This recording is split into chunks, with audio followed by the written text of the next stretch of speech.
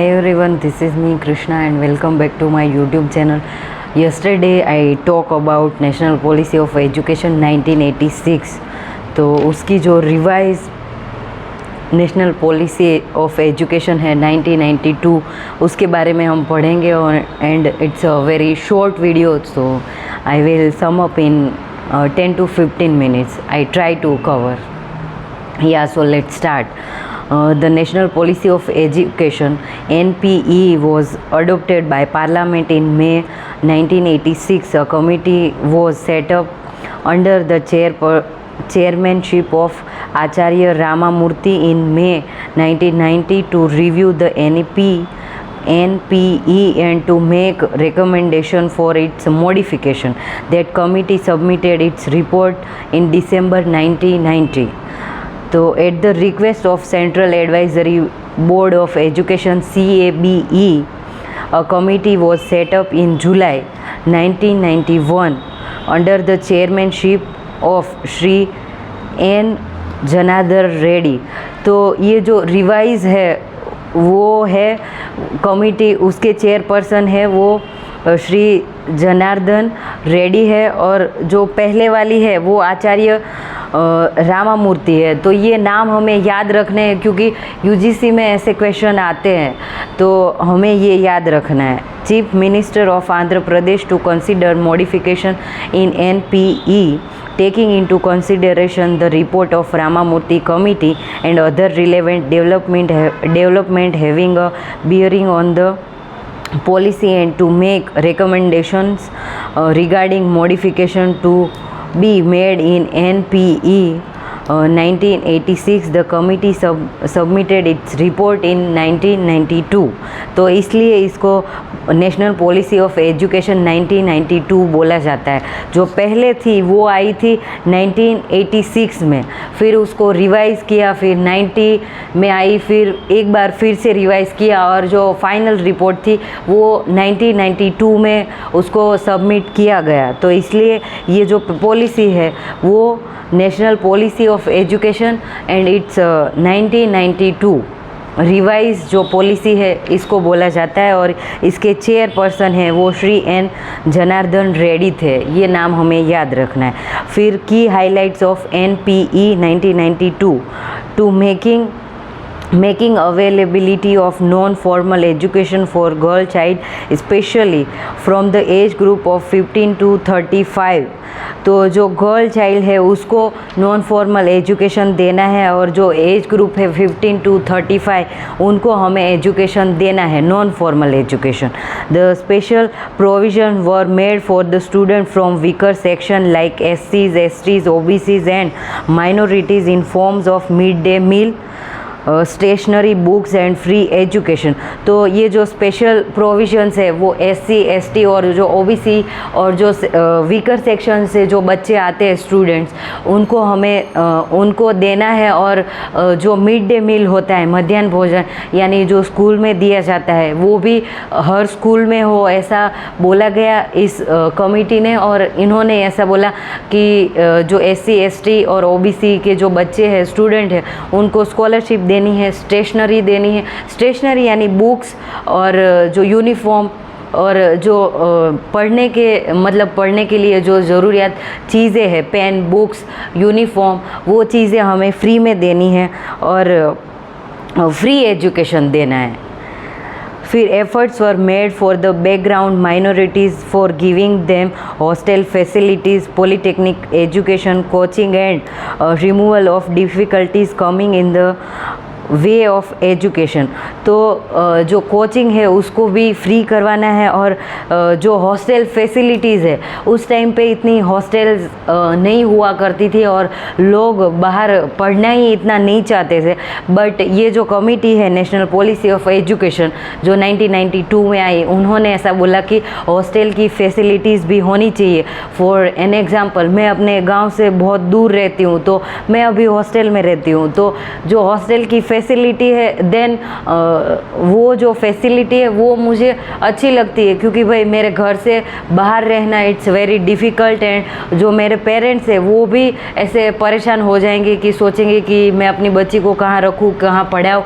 पर जो ये हॉस्टल है, हॉस्टल की फैसिलिटी है, इसलिए वो शांति से मुझे बाहर पढ़ने के लिए कहीं भी भेज सकते हैं। और अभी इंडिया में हम कहीं पर भी पढ़ सकते हैं with the help of this facility, यानी जो हॉस्टल फैसिलिटी है it's a great initiative, and I really appreciate कि जिन लोगों ने ऐसा सोचा कि जो हॉस्टल है वो जिनके गांव में आगे पढ़ने की फैसिलिटीज़ ना हो, वो बच्चे शहर में आके अर्बन लाइफ में जी सकते हैं और वो अपना एजुकेशन है वो पूरा कर सकते हैं। And I really appreciate this initiative. Efforts were made to make the self-dependent by imparting education through National Literacy Mission। तो ये जो लिटरेसी मिशन है कि जो साक्षरता का मिशन, इसकी वजह से हम जो हमारा देश है उसको हम आगे ले जा सकते हैं। और ये बहुत सारी फैसिलिटीज़ भी प्रोवाइड करता है, जैसे हम एजुकेशन को प्राप्त करें और हम एजुकेशन है उसको गेन करें तो हम लाइफ में बहुत कुछ कर सकते हैं। और हम अकेले पढ़ जाए तो हम अपनी अगली पीढ़ी को पढ़ा सकते हैं, फिर हमारे जो आजू बाजू के लोग हैं उनको हम पढ़ा सकते हैं। So education is like a weapon, और ये ऐसा शस्त्र है जो आपको रंक में से राजा बना सकता है। इसमें कोई ऐसा नहीं है कि इस कास्ट के बच्चे हैं वो आगे नहीं जा सकते, यहाँ के लोग हैं जो पुअर पीपल है वो पढ़ नहीं सकते, ऐसा कुछ भी नहीं। Education is free for everyone, and education ऐसा है कि जो पढ़ता है वो कुछ भी हासिल कर सकता है, and it's depend on you. Relating to early child care education provision were made for establishing anganwadis and बालवाड़ीज़।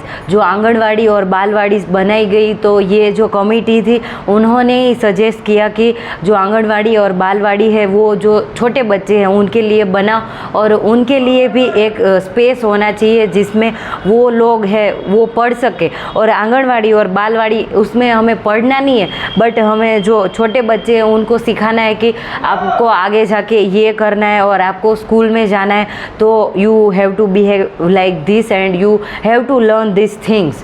तो इसलिए ये बनाया गया। And the relating to elementary education provision of schools were made low density area, minimum numbers of teacher were suggested for the school as per the enrollment of the school। और school में जितने बच्चे पढ़ सके उतने बच्चे ही लेने हैं, ज़्यादा ओवर क्राउडेड क्लास नहीं होने चाहिए।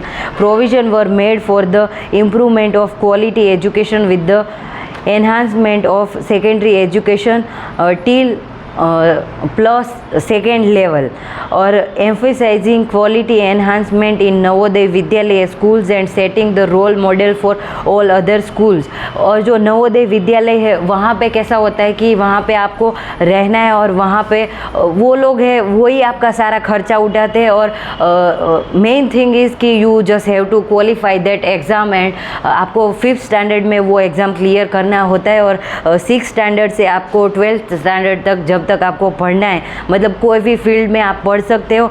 And the condition is that कि you just have to clear that exam. उसके बाद जो हॉस्टल का खर्चा, फिर यूनिफॉर्म, पूरा जो खर्चा है वो नवोदय विद्यालय है वो उठाती है। और उसमें ऐसा नहीं है कि कुछ भी और ऐसे टीचर आ गए और आपको कुछ भी पढ़ा रहे, वहाँ वेल क्वालिफाइड टीचर आते हैं और बहुत अच्छा एजुकेशन माना जाता है नवोदय विद्यालय और जो केंद्रीय विद्यालय उसका। और इंडिया में जो नवोदय विद्यालय और जो केंद्रीय विद्यालय वो टॉप स्कूल्स मानी जाती है, और वहाँ पे आपने एक बार एजुकेशन ले लिया तो इट्स लाइक कि you won the half battle, यानी आप आधी जो बैटल है वो जीत गए, क्योंकि वहाँ पे आपको हॉस्टल में रहना है, फिर को करिकुलर एक्टिविटीज़ भी की जाती है, और वहाँ का जो मीडियम है वो इंग्लिश एंड हिंदी मीडियम है। सो इट्स लाइक कि आपको एक जगह पे ही सब मिल जा रहा है। एंड आई रियली कि ये जो नवोदय और केंद्रीय विद्यालय है वो बहुत अच्छे से मेहनत कर रहे हैं, एंड वो बहुत अच्छा स्कूल माना जाता है अभी के टाइम पे। और उसमें फ़ीस भी बहुत कम होती है। जो प्राइवेट स्कूल में आप 1,50,000 ऐसे देते हो, उसके मुकाबले ये बहुत कम पैसों में और बहुत अच्छा एजुकेशन प्रोवाइड करती है। और वहाँ पर हाई क्वालिफाइड टीचर्स आते हैं, जो सीटेट क्वालिफाई हो, फिर उसका अच्छा एजुकेशन बैकग्राउंड हो, वो लोग आते हैं। तो डोंट थिंक कि जो प्राइवेट टीचिंग होता है वो ही बेस्ट होता है और जो गवर्नमेंट टीचिंग है और स्कूल है वो अच्छा नहीं होता है। और इंडिया में ऐसा है कि सबको गवर्नमेंट जॉब चाहिए, बट कोई गवर्नमेंट जो स्कूल होती है उसमें अपने बच्चे को कोई पढ़ाना नहीं चाहता। वो लोग ऐसे सोचते हैं कि हम प्राइवेट स्कूल में अपने बच्चे को पढ़ाएं, पर ऐसा नहीं सोचते कि हम अपने बच्चे को गवर्नमेंट स्कूल में पढ़ाएं। पर जब नौकरी की बात आए तब सबको गवर्नमेंट जॉब ही चाहिए, और गवर्नमेंट जॉब ना हो तो आपको ऐसे ही समझ लेंगे कि ये कुछ करने के लायक है नहीं, लायक ही नहीं है। But it's not like that, it's personal choice. और कुछ ऐसे वैल्यूज़ होते हैं वो डिफरेंट होते हैं, तो आप ऐसे किसी को भी जज मत कर लेना। और जो सरकारी स्कूल में पढ़े होते हैं वो बच्चे भी होशियार निकल जाते हैं, और कोई बच्चे जो 50,000 और 1,00,000 फीस दे के भी उसको कुछ नहीं आता। तो इट्स लाइक कि आप में कितना नॉलेज है, वो किसी भी जगह से, किसी भी प्लेस से, पैसों से वो नहीं आता, वो खुद से आता है। और वो खुद से हमारे अंदर से आता है, कोई ऐसे हमें पढ़ा नहीं सकता। और औरोबिंदो ने बोला है कि हमारे में कोई चेंज ला नहीं सकता और हमें कोई पढ़ा नहीं सकता, वो खुद से हमें पढ़ना पड़ता है। एंड आई रियली थिंक कि इट्स फॉर मी ऑल्सो, क्योंकि मुझे कोई पढ़ा नहीं सकता, मैं खुद से ही सब पढ़ लेती हूँ। और वो सेल्फ स्टडी होता है, वो बेस्ट थिंग होती है अबाउट स्टडीज़। फिर आगे है to give constitutional status to NCTE to establish DIETs and CTEs and IASE।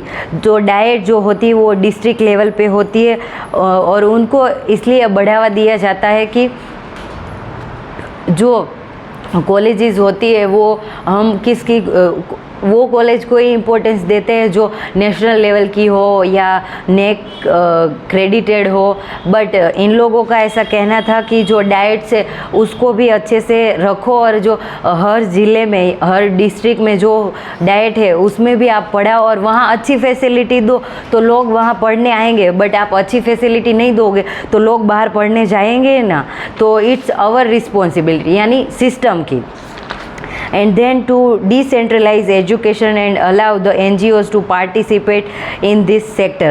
जो NGOs है जो अलग से काम करते हैं उसको भी इसमें पार्टिसिपेट करना है, और सबको जो एजुकेशन लेवल है उसका अच्छे से लाना है, और एजुकेशन है उसको अच्छे से बेहतर बनाए। ये गोल नेशनल पॉलिसी ऑफ एजुकेशन था, and it's all about education of National Policy of Education 1992.